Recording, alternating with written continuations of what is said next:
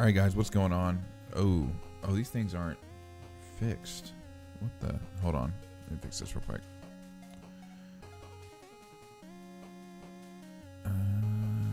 Yes. Okay.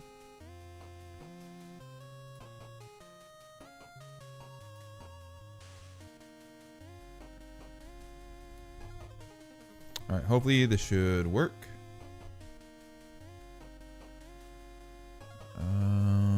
Why?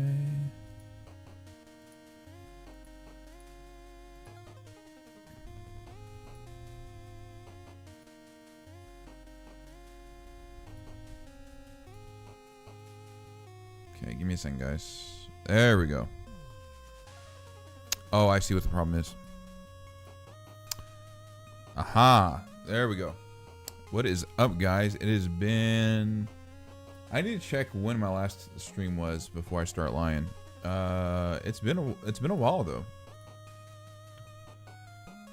So this is the 4th episode of Stryfe the Show. The other two episodes 2 and 3 I've done with interviews. This is kind of like the second live episode 4 months ago. It's July? Wow. Yeah, that sounds about right. July, June. It has been a minute. How does the audio sound, guys? Does that sound okay? Hopefully that sounds all right. Let me... Is everything... Let me just center here. Let me move this over. This way. There we go. I remember my first live stream. What's up, Chef? This guy. Let me see if my thing's working. Alpha Fang, what's up, man? Yeah, guys. I will have a guest later on today, too. Somebody that's been a friend and guest of the channel, so hope you guys will welcome with open arms as always. They'll be here in about 25 minutes or so. Let me also move this a little bit more. There we go. First off, I got to talk about some life updates and some stuff that's happened. So for those of you guys that are either in the Discord or may have been kind of just tuned into my Instagram stories. Boom. That's right. Me and Toto finally tied the knot. So that's what's kind of been going on. Been a lot of so the plan was to try to get like a lot of consistent content out, like leading, you know, up to that, but just didn't happen like that. So that's kind of why I've been MIA. Promise I'm not trying to breadcrumb anybody or anything like that. I actually have I have one short that's kind of ready to go, but it'll probably be posted this week. That's kind of also why I wanted to do like a live stream and just kind of update everybody what's been going on. So, you know, that way, excuse me, everybody was like kept in the loop and stuff. So yeah, that happened. So I've been getting adjusted to that. The house is a mess again. So now I'm just trying to like adjust everything. So, but it's been fun. It's been awesome. So that's why I have been MIA. So. That being said, though, that means we can now kind of get back to our content scheduling, you know, everything that's been kind of going on. And actually, let me see if I can do this. Hold on. Let me pull this up. Did I not pull it up? Oh, there we go. So let me share screen.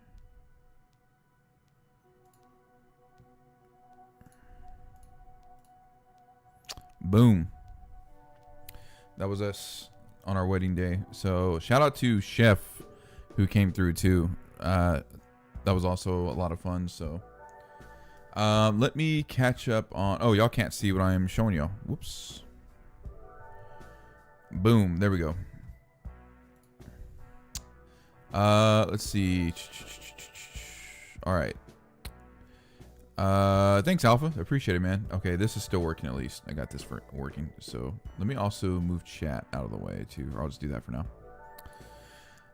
Anxiety says, hey, what's up, man? Have you watched the new Frankenstein? I did not even know there was a new Frankenstein movie. That's kind of how out of the loop I've been with everything, honestly. I feel like I need to lower this a little bit. So, let's see. What's good, bro? Just got home from. Oh, dude. So you met some of the cast, I imagine. That's awesome, man. Who was all there? Brandon. Brandon was there.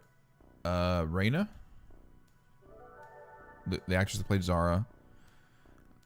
Patrick too. I can't remember.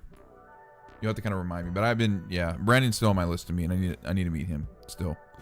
So. Yeah, I don't know. Can you? I don't think you can see it in this picture. Let me try to zoom in. See if you can see it on any of our rings. You can't. Maybe if I do this, let me switch back. So, Dallas, Brandon, Una, Patrick, and Alicia. Oh, I don't know why I was thinking Raina for some reason. So, oh, there she is. There she's in the chat. So we're both big Kingdom Hearts fans. So hopefully that'll come in focus. Maybe. Sorry, it's kind of hard to see. Maybe like kind of like right here, right where my finger's at. It's the Kingdom Hearts emblem on it. So it's kind of hard to see, but yeah. So yeah, this camera, I need to get a new camera at some point. So Dallas, Brandon, Una, Patrick, and Alicia. Hell yeah. So you got to meet Dallas. So let's see. A lot of fun, awesome. Chef.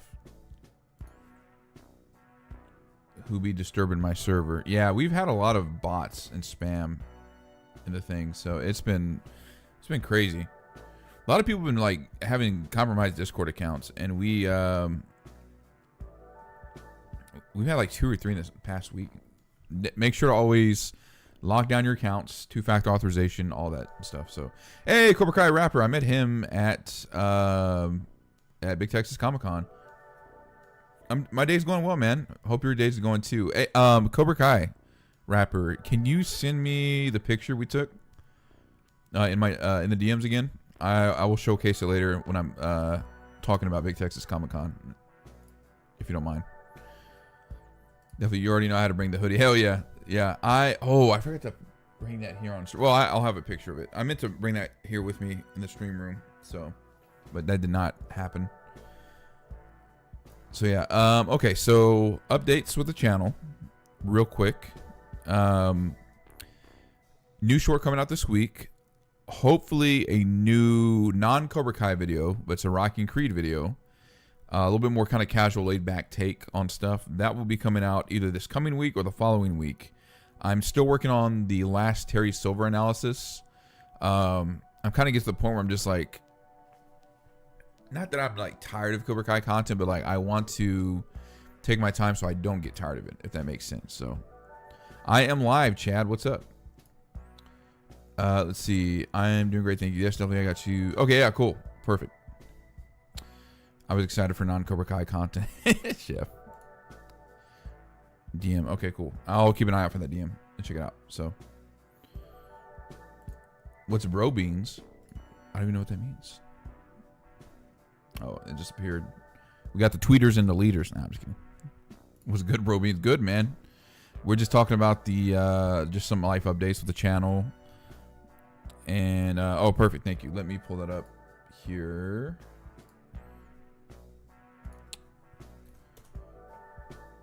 Also, I'll show you two, Chad. I don't think you got to see it. You can't see it, but it's like the Kingdom Hearts emblem on it.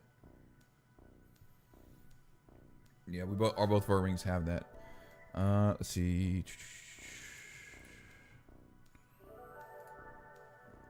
Perfect. Okay. Yeah, it's so funny. I did like the peace sign in this. All right, let me move this over. Give me a second, guys.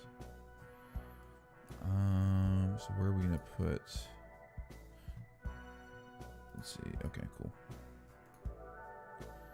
We'll put this. Oh, I hate how it does this.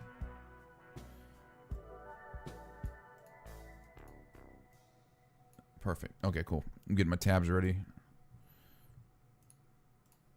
Let me also. Thank you. Appreciate it, Chad. Okay, let me switch up the music here.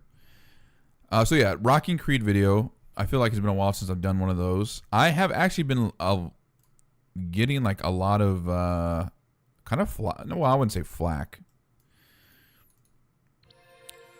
Maybe more so people just thinking that like I came up with a theory, and I'm like, no, it's not my theory. So there was one. So there was a short I did a while back where I talked about this persistent fan theory in the community where, well, two theories actually. So for those of you guys who have watched Rocky 2, Apollo Creed gets this letter where he talks about, you know, people are getting, he's getting like a lot of hate mail. There's a lot of people, there's even like kind of teasing his kids at school and everything. And there's this one particular letter he gets where the letter says something along the lines of, "You're a disgrace to your people. How much did you get to carry that bum through the rounds?" And a lot of people speculated that because of the animosity between Clubber Lang and Apollo Creed and Rocky 3, that the letter came from him. It's so funny because everybody's like saying, "Oh, this is untrue" and stuff. I was like, bro, I said it was a fan theory that's in the fandom. I never said I came up with it, nor did I say it was true. So, Melissa, Stryfe the War Bonsai, congratulations. Thanks, Melissa. How are you doing? Hope your night's going well. Day, night, whatever time it is. So, and then there's another theory where people kind of had like speculated why Apollo wanted to challenge Ivan Drago in Rocky 4, and a lot of people painted the theory that because Apollo won their third fight behind closed doors, he felt confident enough to, like, he wanted to take on Ivan, get Ivan out of the way, then they can have one last fourth fight, which would have been the third world title match. And that's kind of why like Apollo wanted to kind of go out and have that like his be a true retirement match. And again, I said persistent fan theory, and a lot of people are still like, "Hey, bro, stop spreading misinformation." I'm just like, okay, whatever you say, bro. So, yeah, it's very interesting that those two shorts too have been kind of blowing up because I didn't really expect them to. So yeah, I'll be working on that. I do have a Super Sentai video coming at some point too. Well, a couple of different ones. One and a half, I guess you could say. I have one that's gonna be like cross Cobra Kai and Power Rangers, and I also want to. I'm really itching to do my first Super Sentai character analysis, so I'm looking forward to that. Specifically, I'll probably just drop some hints. Specifically with Zoo Ranger. For those of you guys that don't know, that is the show that Power Rangers adapted for Mighty Morphin Power Rangers. So now you're speaking my language, yeah. So yeah, I'm also looking forward to. Oh, that's another topic I need to bring up. Looking forward to some other games that are coming out too.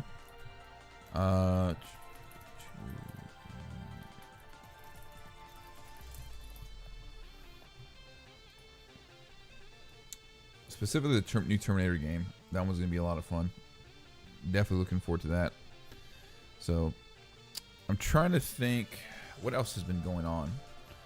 For those of you guys that don't know, I do have a second channel called Stryfe Gaming Realm. I have actually been streaming more frequently on that. So, let me just type that in. Been doing a lot more gameplay. I'm actually resuming streaming on that tomorrow. Been doing the original Resident Evil 2 randomizer. Looking forward to that. That's been doing a lot of fun. I'm really close to monetizing that channel as well. So definitely excited about that. So yeah, that's kind of what's been going on. How's everybody else doing? How's everybody's weekend been going? You know, we're in November. We're almost near the end of the year. Anybody got any plans for the holidays? Any Black Friday shopping? What do we got? What are we doing?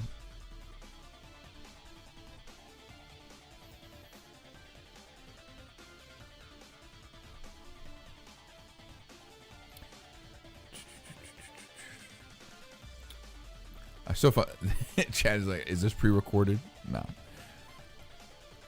If it makes you feel any better, it is not pre-recorded because I finally chopped off all my hair. So, Surviving. Oh, we have a cold front? I had no clue. Shows how much I've been paying attention. Oh, you're right. Oh, crap. At least where I'm at, it's definitely going to be getting colder. Yeah, starting tomorrow. Huh. It's news to me.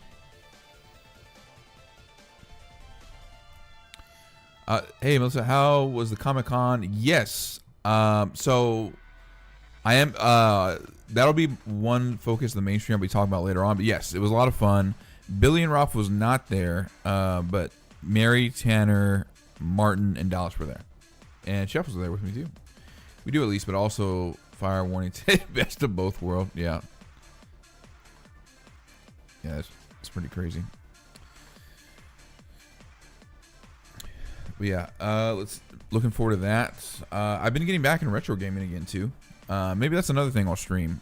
There's a ROM hack I've been wanting to try for years. I never got a chance, and I finally started trying it out now, called Pokemon Crystal Clear. For those of you guys that have played Pokemon or don't know much about Pokemon, so Crystal was like the third upgrade of Pokemon. Excuse me, the third version of Generation 2, which was an upgraded Gold and Silver.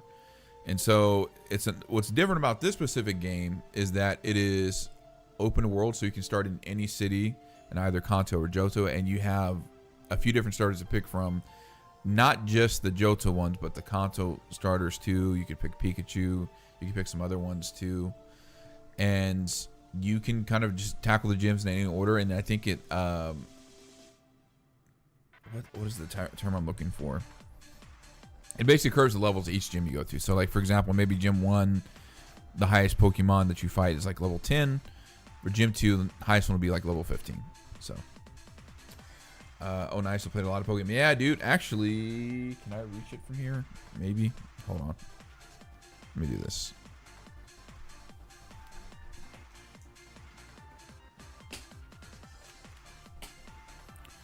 All right. So I actually got this. When did I get this? 3-4 weeks ago.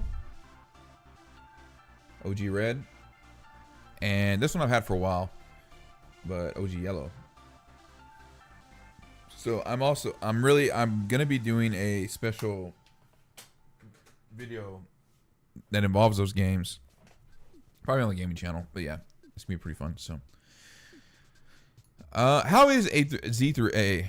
I've heard mixed things about it. I love a good Pokemon arm. Hell yeah. I'm curious. Do you know any of this regarding spin-offs that you found out you can say they... No, I did not ask them anything about that. I try not to, because like a lot of them will just kind of say the same answers of like, hey, this is what's gonna happen. This is what's gonna happen. I think at this point we just don't have a choice, but we kind of have to wait till what the big three really say. And I try not to ask like a lot of questions though of stuff like that, especially like when the actors were like in between seasons, because like. There's not a lot that they can say because of NDA and things like that. So, but no, I mean, but honestly though, if I were you, I'd probably would have asked the same thing too, or would want to ask the same thing, I should say. Nice. Yes, for sure. Story mode is pretty good. I've been laughing like a lot of the NPCs. Well, let me ask you this. Is it more polished than Sword and Shield was? Or sorry, not Sword and Shield, Violet and Scarlet.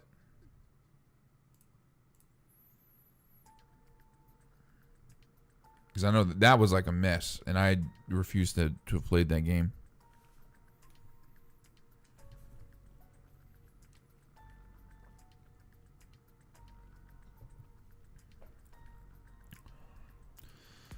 Okay, hold on. Team Rocket Edition. Is that the one where you work your way up through Team Rocket? Because if that is, I've seen a playthrough of that, and it was really cool. Radical Red. I've heard of Storm Silver. Yeah, I'd definitely be down to like do playthroughs of these. Honestly, I know I got to try Pokemon Rogue too. Well, actually, I've never got a. Okay. Yes, that one looked really interesting. I'm definitely gonna try that for sure. Well, actually, I've never got to play Scarlet, so I wouldn't know. But thanks for. Yeah, it's bad when fans make a mod that that you know, that makes the game run better than Nintendo made it. And I get it too. Like Game Freak, you know, they have to like live up to all these things where they, you know, they got to push stuff out like, you know, certain time frame. It's, you know, it's kind of like how why WWE stopped doing 2K for a bit. They skipped like 2K21 because 20 was so bad. So, you know, but I think they need to take their time and make some games. So you do not like ZA. Legend Arceus is Arceus. I'll probably mispronounce that name. It's cool but ugly. Yeah. That was the one that kind of came around the same time as the Diamond and Pearl remakes, right? Or is that a new one? Yeah, dude, they were not. It was okay. Yeah, dude, I saw people try to defend Scarlet and Violet. I was like, hell no. I'm sorry. Y'all don't know, right? Pokemon Sleep. Let's go. Arceus is Diamond and yes. Okay, cool. Okay. I always want to make sure, yeah. It's funny because Arceus is like the Pokemon god, but he can't learn every TM and HM like Mew, the real OG. So.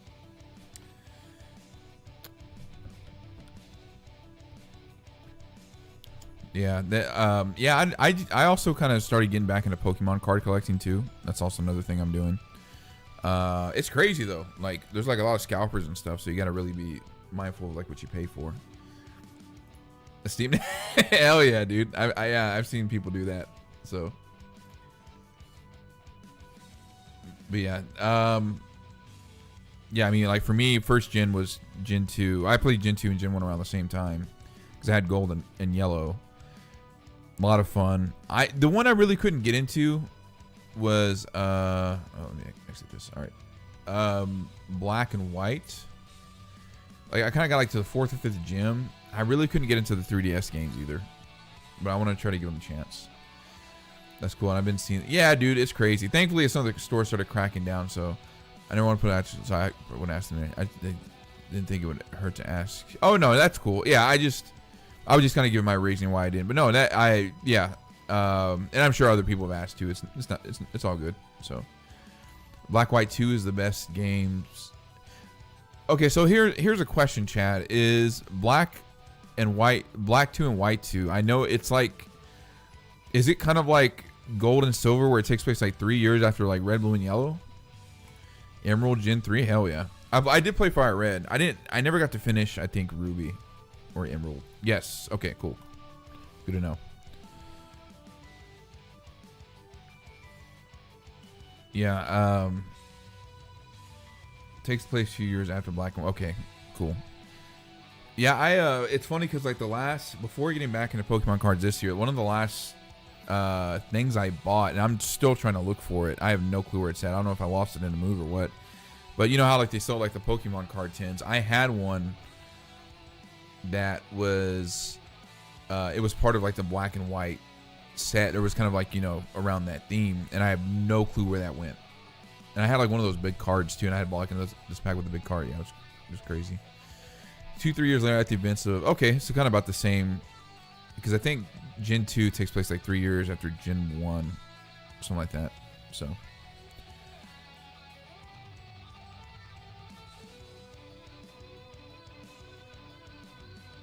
yeah, it's I'm definitely gonna, so part of the big project I'll be doing too, I'll be replaying through those games as well, or playing those games. So it's gonna be a lot of fun.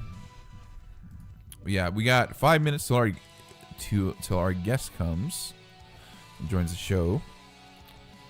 But no, it's been cool. I kind of like doing these chill streams like this where I just kind of get to talk to you guys and whatnot, and appreciate everybody that's been patient with all the channel content.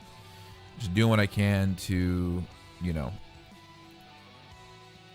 hopefully I can get to the point where I can maybe start like putting more content out and gaining more help. So as far as that goes, yeah, I got a lot of neat stories about Big Texas Comic Con that I'm definitely going to share. We'll talk about a little bit about gaming news too, and then catch up with our guest, because he was actually part of one of the previous live streams.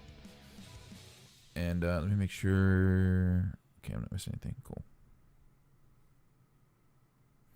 Yeah, cool to know that there's a lot of good Pokemon fans in here too. What guest is coming? Should I say his name? Do you want me to say his name? No, it's not Joe Hendry, because otherwise he would appear. I have to check my closet.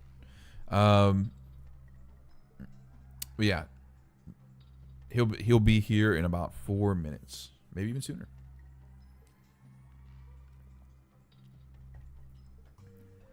Chef. Yeah, Beetlejuice. Okay, nobody say his name again, because then he will appear. Because technically, Toto said it, then I said it. That's such a good movie, though. I was rewatching some clips of that the other day, like the OG. The movie's just so good, man. I haven't seen the sequel yet, though. I don't know if it was good or bad.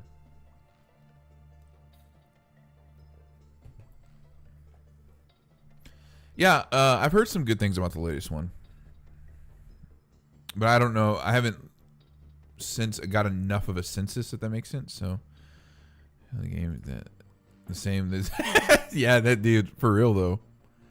I used to love like also watching like the creepypasta hacks too, like Buried Alive. What was that one? Lost Silver, I think. So, what's been off to you in regard to these teens? San Miguel, Robbie, and Tori. I was thinking about that earlier today. I think if they did, our guest is here. I think if they did do that, they would probably do it in couples. I guess pairs. So, for example, if there was one spinoff, it would probably focus on Sam and Miguel. If there was another spinoff, it would probably focus on Robbie and Tori together. That's the way I see it. Especially because like they're both going to be both those pairs going to be spending time together. All right, guys, let me take a quick break. Let me check on our guests real quick, and then we'll come back. Be right back.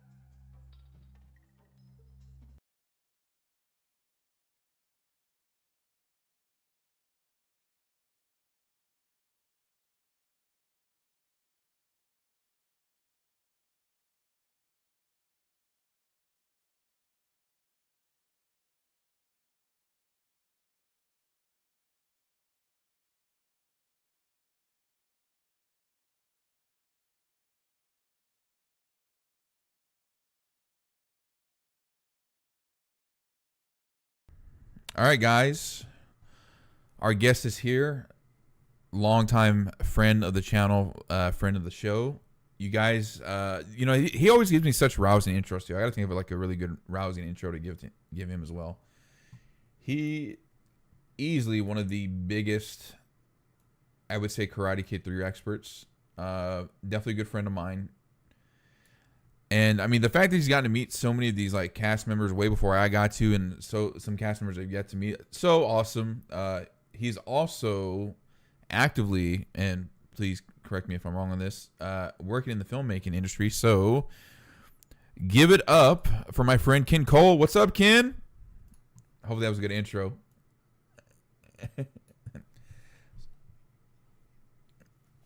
Of course, you are in the film industry though. Right? I'm pretty sure. Well, I mean, yeah. Okay. Cool. Just wrapped up on a feature film, and I don't know if you guys keep watching. Maybe I'll reveal some Cobra Kai connections in this. Ooh, there we film. go. So yeah, it's not has nothing to do with Cobra Kai, but some right. of the talent from Cobra Kai has contributed to the movie. So. Gotcha. Sorry, I had you briefly muted for a second because I forgot to unmute desktop audio. But now they can hear you now. They heard what you were talking about the phone stuff. Okay, cool. So first of all, before we jump into stuff, how have you been, man? Like, what's been new with you? I've been, I took a week break finally with this project that I've been talking about. I've been doing for like the past year and a half, and it's been like just flat out, and that's why I haven't been online doing live streams. And so we just wrapped, and so awesome. like completely finished, locked it, post production done, and so had to take a week And then so now I'm honored to be here with you. Hopefully Yes, refreshed. yes, of course. The wife says hello, which, by the way, oh, before I about my mic, yeah, there you go. Oh yes. Yeah, So Strife, the warrior, is a married man. yeah. How's it feel to be a married man? It's been good, man. It's been this first week is really. It's just been like the house is a mess again because it's just getting everything. Which, by the way, Yep. of course we're going to give you a formal thank you, but thank you for your gift as well. We did get Of it, course. so Of course. thank you. Congratulations. Yes. So it's just been moving stuff in and unpacking everything and still kind of just doing and whatnot. So Melissa says you have been missed online, bonsai. Oh, thank you so Yeah, much. And I really appreciate it, Melissa. And yeah, I hope to be coming back on a more consistent basis going forward. definitely for sure. Which did you? Okay, I did show you the silver last time. Yeah, he's kind of right by my sleeve. If you can kind of see. Yeah, Oh yeah, yeah. yeah. So I can remember, Yes. that's right. I did show it to you when Peter was here last time. No, I get it, man. It's one of those things too. I was kind of just briefly talking like with the chatters, just like I'm trying to balance, no pun intended, but like with Cobra Kai and then all this other stuff too, and just trying to like not overdo it so I don't burn myself out. So Yes.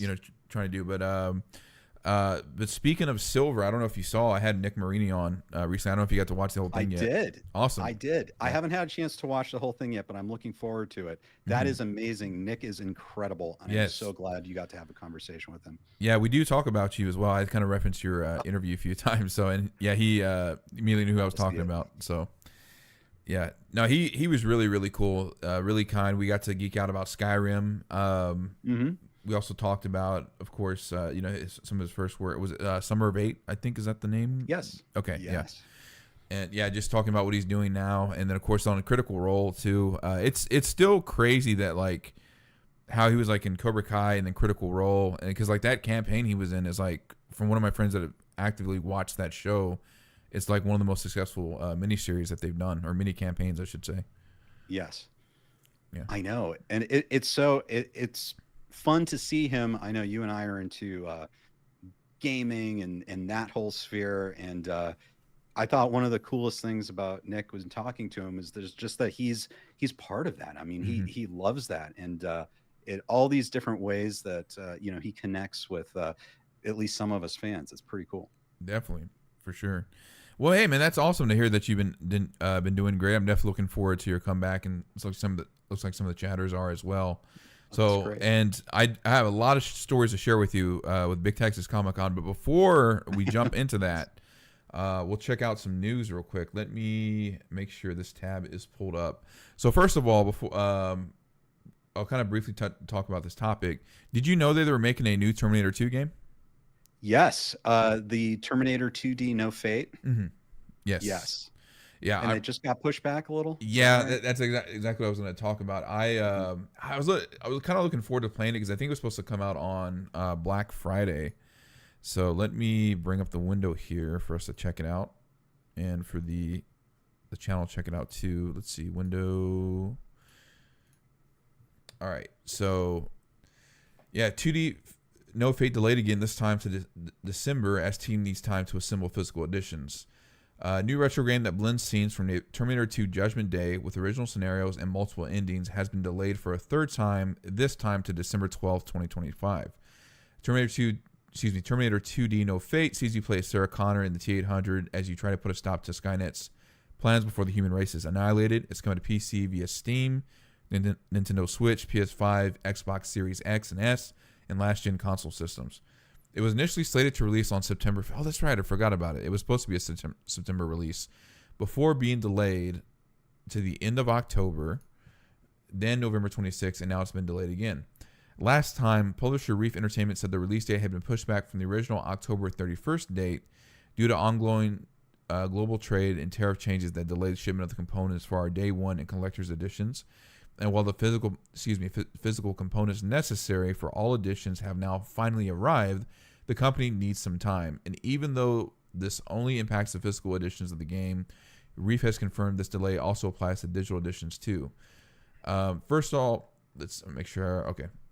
First of all, we want to say by saying thank you. We know waited longer than expected for the release of Terminator 2D No Fate, and we truly appreciate your patience and support throughout this journey, the team said. The physical components for all editions have now finally arrived following the ongoing delays that pushed us off our previous schedules. However, we now have to assemble the physical editions, which we need some time to do. Because of this, we are moving the launch date of Terminator 2D No Fate to December 12th, 2025 for all physical and digital versions of the game. We are sincerely sorry for the repeated delays. We don't take your patience for granted, and we never want to disappoint our community.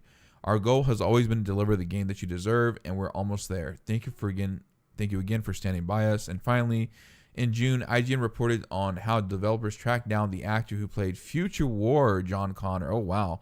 Back in 1991 to include his likeness, and found out why Arnold isn't in the game. So that's I had no clue that they did that. So bigger question, will we get Terminator or GTA 6 first? I would still say probably Terminator, just to be honest. Right. I didn't realize the chat was locking that for a second.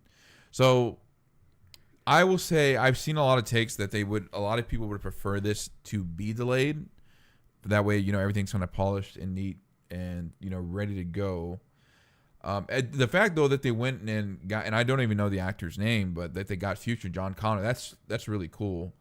Before I ask you some other questions, what do you think so far? Well, first of all, this game is something that I would absolutely love. It would be like a day one for me. Obviously, love the movie Terminator 2. I love the Terminator movies. And this whole concept is just absolutely incredible. It's interesting because I didn't know that Arnold Schwarzenegger wasn't in the game, I'm going to be interested to see how they do it. I think you get to play as a T-1000 for some of it, maybe. I think so. I'm not sure, but yeah, as far as the delay, I would tend to agree, like might as well push it back. I think in any I don't know. I'm trying to think. Just recently, in the past couple days, for the first time, I know I'm really behind. I started playing Cyberpunk 2020, Nice. 2077, and I know that famously, when it came out, had so many issues. Right. And the studio has to issue apologies and potential for refunds and that type of thing. And if they feel like it's not ready yet, it's probably best, I would think, to delay it. That's my thought. Yeah, and it's funny enough, I was talking about this before you came in, because we were talking about some of the Pokemon games, and Scarlet and Violet was notoriously like not optimized for the Switch when it came out. And I mean, it's bad when like fans create a mod that makes the game run better than what the developers did. That being said, though, I know like with Game Freak, I mean, obviously Pokemon's such a popular IP, they probably have to be like, hey, you need to meet this deadline. I don't care if this is buggy or not. You guys need to push it out. Unfortunately, I know 2K probably kind of suffers the same schedule, which is why they stopped making WWE 2K and things like that. But yeah, no, I was very hyped for this like early on, like when this was announced, because I mean, we got shafted as fans on any, like, aside from the arcade game, all the console Terminator 2 games were just bad. Yeah. So yeah, it was. So no, I'm definitely looking forward to this, especially because it's not quite the same genre, but I would say this is probably the Shredder's Revenge of Terminator games at this point. I have yet to play, I think, the PC one, which is Terminator Resistance. I think so. I think that's the name of it. But it's I haven't played it. Yeah. I mean, I've heard good things about it too. There's even like there's a cameo in one of the, like when you're exploring around as a soldier, where it's like, this is the human they used for the T-1000's likeness as an Easter egg. So I thought that was really cool. Yeah. Melissa wants to know, what are your guys' thoughts on Stranger Things and all the hype for regards to series finale? I would just say first, I've never seen, I know I'll probably get stoned for this, but I've never seen Stranger Things. But I do plan to watch it one day. Well, I'll tell you. Okay, so I've seen all of Stranger Things up to this point. I've really enjoyed it. I think every season has been solid. And now I'm not, say, a diehard, so I haven't been following all the hype very closely. I know that they just had the premiere. I know that the finale is going to be big. They're releasing it in movie theaters, which I don't think was the initial plan. So that's huge. And then they've thrown out tidbits. There's the controversy about Millie Bobby Brown and David Harbour having Right. some sort of onset problems. Oh, But but that's all. That's all I know. I don't want to see any trailers. I don't want to see any. I'm happy to just go in and watch it blind. yeah, for sure. And shout out to Owen Morgan, somebody I've also had on the show as well, and who was in Stranger Things. I forget what episode, but we talked about that in our interview. Oh, that's great. As well. Yeah. Yes. Hey Chico, what's up? Yes, I finally cut off all my hair.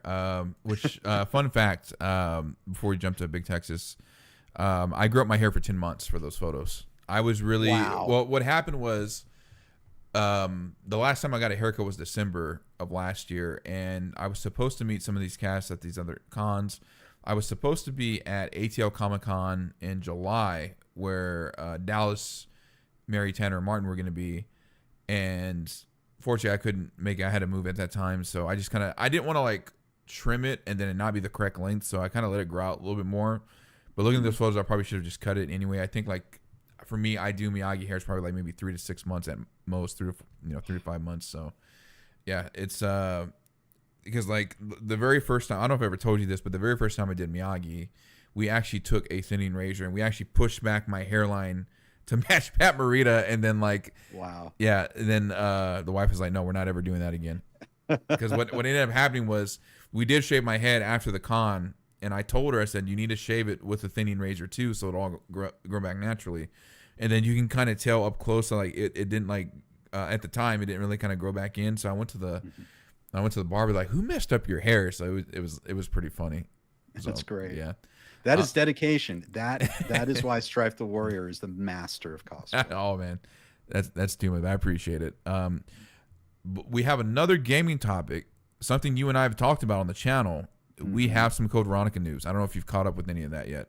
I have read a bit of that. All right, That cool. is so okay. So here's what I know, and you can tell me if this is right or wrong. That there are a number of rumored remakes that are in development. And I think the top one is Resident Evil Code Veronica. Yeah. Hold on, real quick, guys. Are y'all getting a lot of ads? I hate how like this thing where you always set it to like balanced, and then it's like everybody gets ads. So, oh, can I not change that now? Hold on, sorry. Yeah. So Code Veronica is in the works, but I was kind of peeved because a lot of people were like, "Oh, hey, they're gonna do Resident Evil 0 now." I was like, "You guys will do anything but remake this game." So yeah, it's So are they saying now that Resident Evil 0 is a higher priority than Code Veronica? yeah, that is what they're Okay. saying. But let me find the article first. Let me pull that back up. I think it's the next tab over. Here we go. All right, so let me also reshare our screen here. And sorry. This is how long it's been since I've used StreamYard. Yeah. Yeah. I don't know why. There we go. I'll just do this again. All right, so full screen is here. So, report Resident Evil Code Veronica remake ahead of schedule with big role for Wesker. This was as of August this year.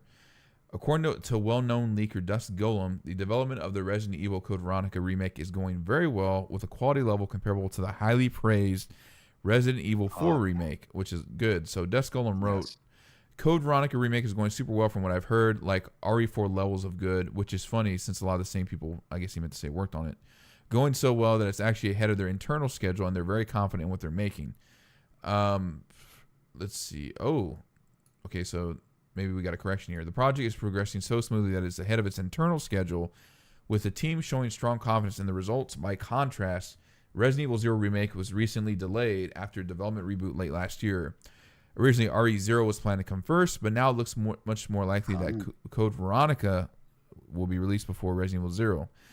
Dust Golem also explained that in 2020, the development of the Resident Evil 4 remake was shifted from M2, the original lead studio, to Capcom's Division 1. Despite this major change, the game still released on schedule thanks to the team's hard work. The remake will not just be a graphical upgrade, but will also feature notable character and story changes. Steve Burnside will still have a crush on Claire Redfield, but his character is being rewritten. Instead of being portrayed with a perverse attitude, he will be more innocent, though still abrasive, overly curious, and often unaware of personal boundaries. One of the major gameplay changes involves boss fights.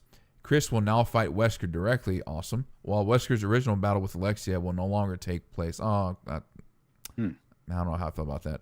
Albert Wesker's role will also be expanded. The secret organization HCF, or Hive Capture Force, has been upgraded to a main plot point, cool, meaning more scenes with Wesker in the group. The game is being directed by Yasuhiro Anpo and Kazunori Kadoi. I'm sorry if I butchered that. The same duo who directed the Resident Evil 2 and Resident Evil 4 remakes, both of which were very well received. Even more good news.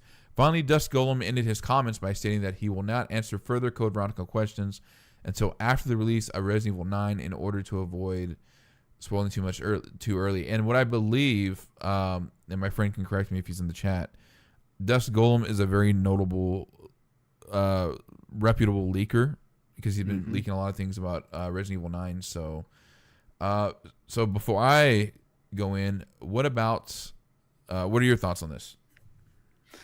Well, I'm very excited. I'm so glad to hear that it's approaching Resident Evil 4 remake levels of quality. I think that the only thing that it's like you're talking about the things that are kind of changed and modified, and obviously if it's the creators of the Resident Evil 2 and Resident Evil 4 remakes, I trust that they're going to do an amazing job.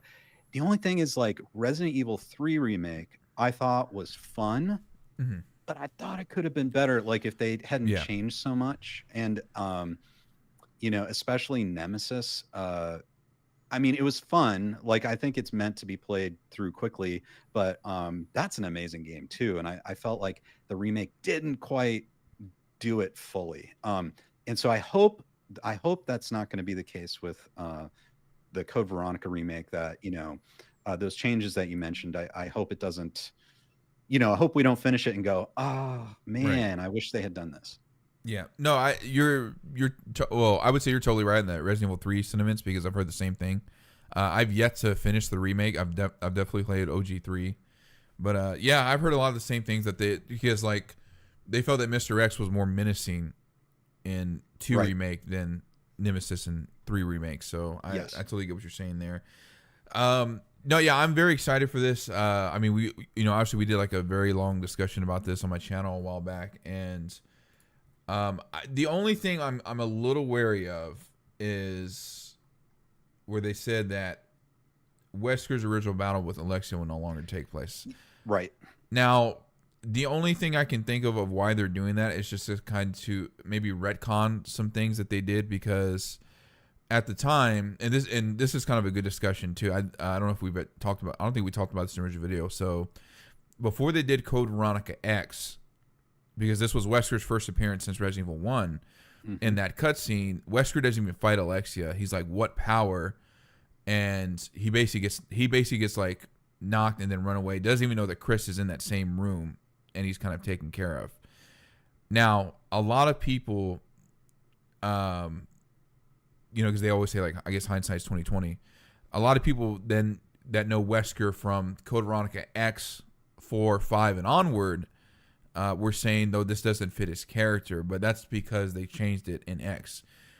Now, I saw a really good discussion that because 1 was the only source material they had to go at the time, it was still in line with his character.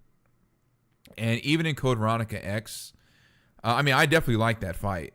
It's definitely one of my like favorite cutscenes in the thing. But I also thought it still served a good purpose, that because Wesker was not quite the Wesker in 5, where he has all the viruses, he has all the power and everything.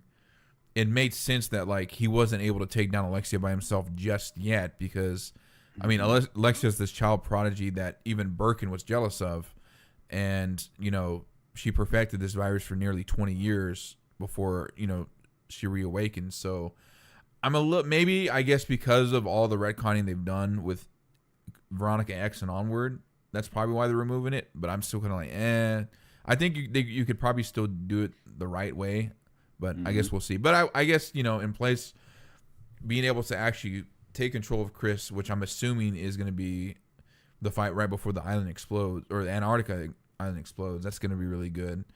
The HCF main plot point is also really good because it was Wesker's forces that invaded Rockford Island. Mhm. So I'm definitely looking forward to that. But if this is jumping in front of Resident Evil 0, I'm all for it. So Hey, I've got a question for you about this Sure. Strife, and I don't know if you have an answer. They've made a lot of great remakes. They're working on, as we've seen, Code Veronica X, and then also a remake of Resident Evil 0. right. Are they afraid to redo the original Resident Evil? It's like they're putting that off. I wonder if it's because it technically already had a remake, and that's kind of why they don't want to do it. But in that same argument, I say 4 should have never been remade. It was already like, if you look at 2 remake, I mean really 7, 8, and I guess 2 remake, it was already in that style, at least the way I saw it. So I think they're gonna definitely do it at some point, but maybe not just yet. I mean, they've remade Pokemon Red and Blue a few times, so I think they could definitely do this. That's what my guess would be, honestly. Yeah, that makes sense. I hope they do, just because I mean that Resident Evil, the original remake, was fantastic, but it would be amazing to play that like in third person, Right. And I think they would, if they're gonna remake 0, then they're gonna have to, because I'm assuming 0 was a modified engine of 1 remake. So Yep, that would be right. Yeah. So Okay. Cool. All right, so we're gonna get to, I guess, what I consider the main event, which is going to be talking about Big Texas Comic Con, a lot of stuff that happened over there. So, but first off, I know you've met quite a few of the castmates. Let me get some channel comments here too. The last Resident Evil game was Village, right? Yeah, The Village. main line. Yeah. Yes.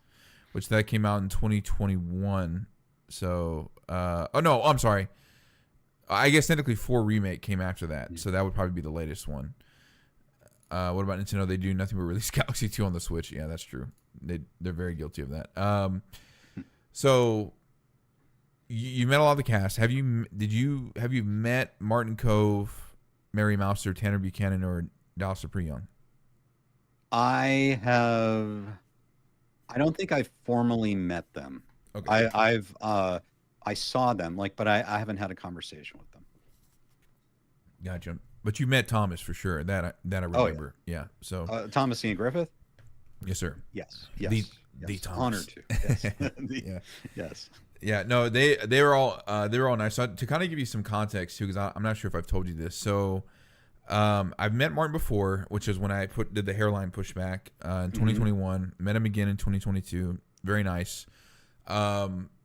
This was my first time meeting Tanner and Mary, which I've been wanting to for years, which is why I was going to go to Georgia to try to meet them, because Dallas was also going to be there. This was my first time meeting Dallas in person, but, he and I have communicated before in his Twitch stream. I don't know if you know this, but I'm actually a mod on his Twitch stream too. So, oh, wow. Yeah. So shout out to Kyrie. I don't know if he's watching. He's the one that kind of helped me set up the interview with him and Dallas a while back. And, we kind of talked a few times here and there. So, it's been really, really cool. So that was kind of the context going into it. So let me pull up some pictures and kind of talk about what happens. So first of all, one of the things I've been kind of doing too is, along with cosplaying Miyagi, for every cast member I've met so far, I've been, and you've probably seen these before on my Instagram, but I've been, it's kind of my mission now to go to these conventions as Miyagi, and also hand each one of these cast members a drum. So far, I've given one to Ralph. Billy has one. Vanessa Rubio has one, who plays Carmen, which is really awesome to hear that when I did the interview with her, she still has it in her kitchen. So she has it actually. Oh, that's great. Yeah. Sholo has one. Jacob Bertrand has one. Peyton has one. Hannah Keppel has one. Sean Kanan has one. Hmm. I'm trying to think. I feel like there's probably somebody I'm missing, but Gianni has one. Gianni DiCenzo has one. Hmm. I think that's it. And then of course I gave these drums to these. So yeah, these drums. All I really do is just I kind of look at the Miyagi-Do logo picture and just try to recreate it best as I can, and everything's hand painted acrylic, and then I just seal it with paint. So That's great. yeah, I just kind of get these drums from Amazon and then just go from there. And then they're double sided too. There's actually one here I meant to grab it, but it has it on both sides. So the only thing, I mean, this is really just kind of me being a stickler for detail. In Karate Kid 2, there is like another thing on top where it's it Right. kind of holds the drum together. But yeah, no, everybody that's received one so far has enjoyed it. And a quick story too, because Sean, you can kind of see it. It says "Bad Boy Hot Sauce." He actually gave me this shirt when I met him. So back That's in great. March, yeah, I'm not sure if I told you about this experience. So he was walking around the dealer's room, and I was there that day. I was just there for the Saturday, and we were walking too, and then I saw him, and I was trying to see if he recognized me. And then what was funny was and I was like, "Hey, Sean," and then he's like, "Hey, can I break that bonsai?" And it was funny. It was, we kind of laughed, and I was like, "Do you recognize me?"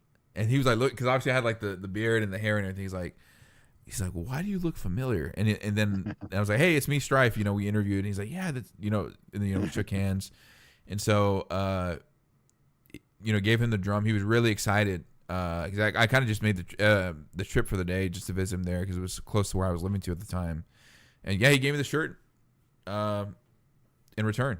So shout out Sean, and that's definitely one of awesome. that picture. Everybody loves that picture that we did together. So it's been really cool. So That's fantastic. Yeah, yeah, Sean's amazing. I'm so glad. That's so cool that he gave you a shirt too. So yeah, definitely. All the bad guys are nice guys. they At are. least in I don't Hollywood. know So why that is. yeah, It's so interesting. yeah. And shout out to, let me make sure I'm not missing anything here in the chat. Okay, cool. So shout out to he's might have been in your streams before too, but Cobra Kai rapper from 2000s. He's been in a few Cobra Kai streams.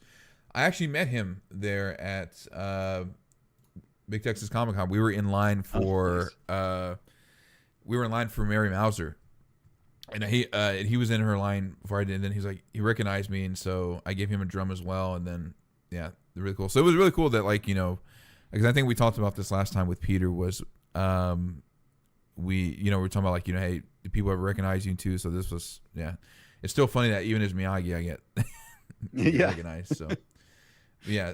So funny thing. First let's talk about some cosplay pictures. Have you seen Kung Fu Hustle?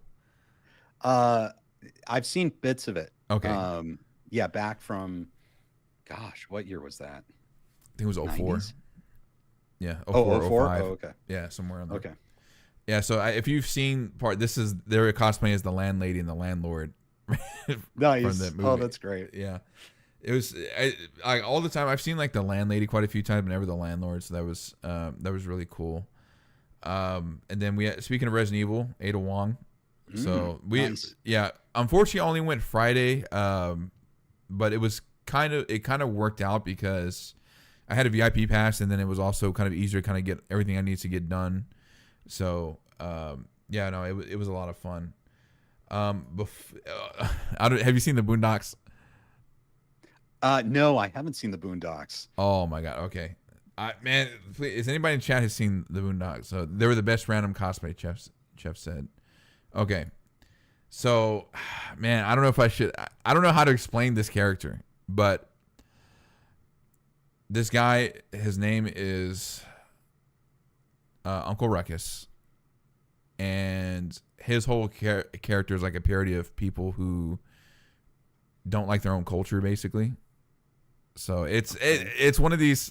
I can't get into much more because YouTube will probably be like, all right, demonetize and stuff like that. But what's really funny though is that because he thought I was white, and I was like, no, I'm Mr. Miyagi. He's like, wait a minute, you're not white. I say, I'm not even Asian. I ripped off my mustache. So it was, but no, he really had the voice down and everything. He man, I can't remember the actor's voice, but really fun, really fun. And we also have I don't know if you ever played Dragon Quest or Oh yeah, Dragon Warrior. Dragon Yeah, Quest, of course. cosplay here.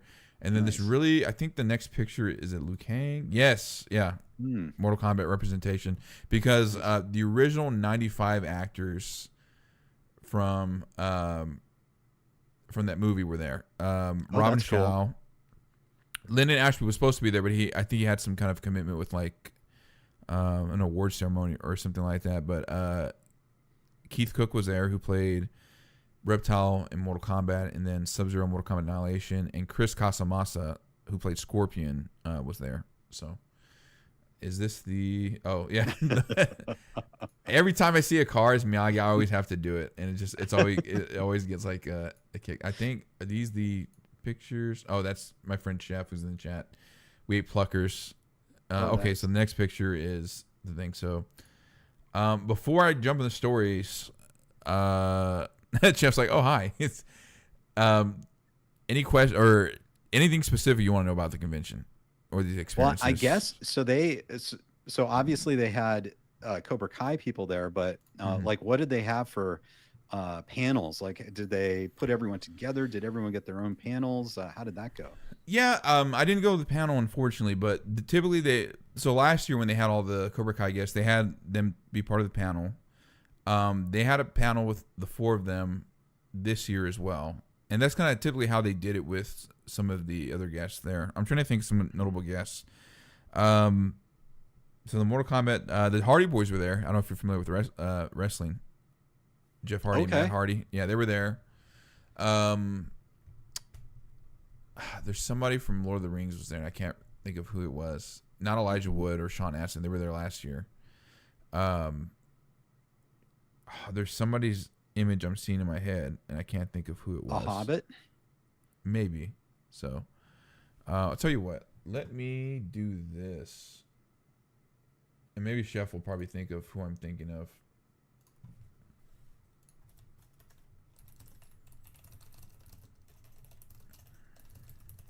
I'm just gonna pull up the guess at this point because Sure. I think it'll be.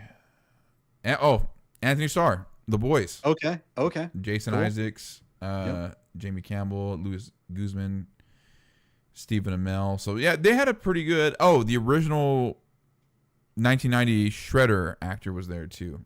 Oh, cool. So, yeah. That's great. I think some of these had a drop out. No, John I think was there.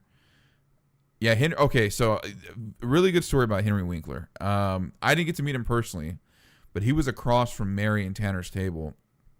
And when he came out, everybody, he had like a line already. He shook everybody's hand, and was just kind of like, he was kind of there, like just kind of talking to the crowd a little bit before actually going behind his desk. And then even when he got to his desk, he would still come around and then talk to people one-on-one. So I've always heard, not necessarily bad things about him but I've kind of heard mixed, but like that was definitely like, I've never really seen a celebrity do that. So I don't know. Yeah. I think that kind of just overshadows anything bad he's done, in my opinion. So yeah, really, that was really cool. Priscilla Presley was there. Thomas Jane. Wow. Harvey Gwyn. Yeah, so do you remember Wizard World Comic Con back in the day? Wizard World. Yes. Yeah. So this is one of the shows that they used to be Wizard World, and now they're Big Texas. So a lot of the fan expos are kind of the same thing too, where Fan Expo, they used to be Wizard World, but now like Dallas has a Fan Expo. I know what was the Florida one? I can't remember if it was Miami or some other, but anyway, they have one. Chicago has one. Really, really good shows. Kind of like this if you're looking, meet like some big celebs. Kane was there. David Ramsey from Arrow. You can see they had like a lot of really stacked lineup. They usually do. Big Texas Comic Con's always pretty fun to visit. Oh yeah, this was another one too. I kind of saw him from afar. Christopher McDonald. Yep. Some of the Happy Gilmore cast was there. Chris Kattan was there. Saturday Night Live legend. And someone from Happy Days. And then Alan Cover, Thunder Rosa. Yeah, it was a lot of fun. It was unfortunate. I wish I could have gone from more than one day, but it didn't pan out like that. So, but yeah, yeah.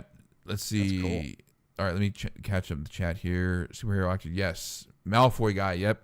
Stephen Amell was there. Big fan of Arrowverse. It was a bunch of 90s, which was great. You mean Stephen Amell, the WWE superstar? That's right. Wasn't he like in a WrestleMania? I forgot about that. Stephen Amell. That's funny. Let me take a quick SummerSlam. That's what it was. Okay, cool. So I think the first person I met. Well, we're kind of jumping out of order, but for good reason. So this picture, Dallas actually took this picture. Oh wow, that's so cool. Yeah. Wow. So he was, I think, the last person I met, but this definitely had more interaction. So as I mentioned before, Dallas streams, so he's part of this team called Centric Gaming. And a while back, I got one of their hoodies and whatnot. And then it was kind of the same thing with Sean. I asked him, I was like, hey, do you recognize me? He's like, were you on set? Which is kind of funny because I was Miyagi. Maybe he thought I was like the Miyagi double or something. Right. I was like, no, it's me, Stryfe. And then, he signed the hoodie and everything too. And it was like, he was really cool. Realized he's having a good first year at college. That's also why he hasn't been streaming as of late. And, I just shook his hand. I said, hey, dude, thanks for everything, man. Because, like, his interview kind of helped open a lot of doors for me to kind of talk to some other cast members. And, for him to trust me as, like, my first interview. And, I'm one of his first interviews as well. I'm sure it was really cool. And so I think is this the signature? Yeah. So he put to Stryfe, thanks for the support. And what was really cool is that we got to do the kata together. So that's like my main thing, and like doing it with all like the kind of like the kids is like with the kata and stuff. So here's us with Martin. I got a really good story about Martin too.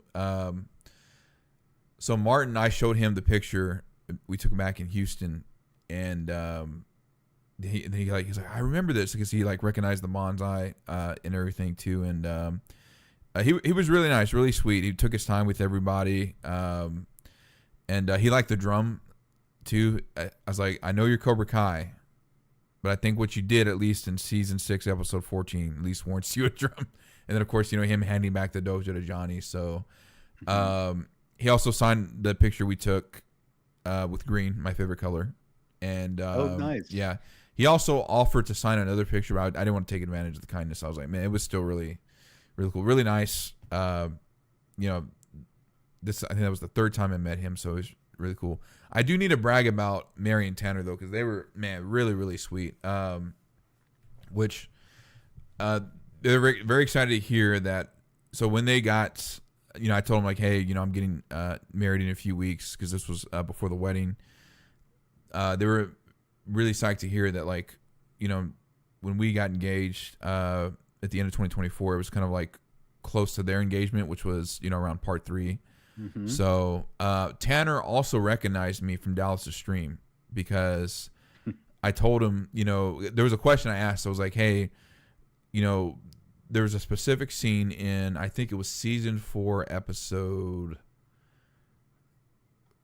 let's see, was it 4, when they're doing when they're about to do the drive-in fight, and then they get duped to the baseball, and he said, like, the way he says he won't, it sounded very Martin Cove-ish, and so that was one of the things I kind of asked him. And I also asked him about he's like, yeah, I remember you. And they were really cool with like the ideas of like Miyagi. So, and you'll kind of see the pictures that I'm talking about.